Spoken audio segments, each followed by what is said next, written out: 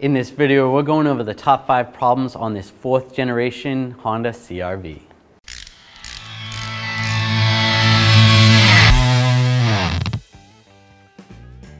Now there's nothing wrong with this vehicle. There's nothing wrong with buying one or owning one. All vehicles have their problems. These are the top 5 that we have found. Number 1, the AC compressor. Now the AC compressor is located way down here, underneath the alternator, at the bottom of the engine, and it's driven by the drive belt right there. Now when the internal components of the AC compressor start to go bad, you're going to get metal particles throughout the AC system. Now that's going to be difficult to clean and can be expensive, and you may need other components replaced because the system has been compromised. Some of the symptoms you're going to find is your AC not working properly. It's probably not as cool as normal, or it doesn't work at all. Number 2, the automatic transmission. Now the symptom you're going to notice is a harsh shift from first to second. In that case, what you might be able to do is flush the transmission and replace the linear solenoid. That may fix your problem. If not, there may be other internal damaged components in the transmission and it needs to be overhauled or replaced.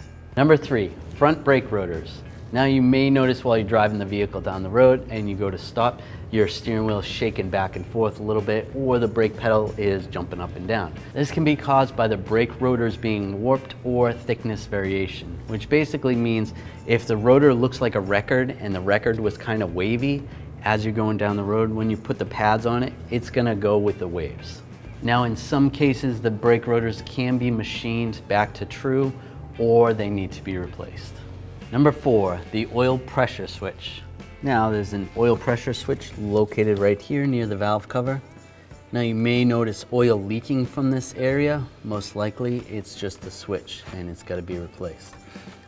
It is always a good idea to check the valve cover and see if that could be the culprit, but a lot of times it's just this switch. Number 5, water leaking into the cab. Now you may notice that you have a water leak on the carpet. The carpet's wet on the driver's side or also on the passenger side. Now what's going on here is water is actually dripping past the cowl and into the vehicle. The repair for this is to reseal the cowl. So there's our top 5 problems for this Honda CR-V. If you enjoyed this video, make sure to subscribe to our channel, ring the bell, turn on all notifications so you don't miss any of our videos.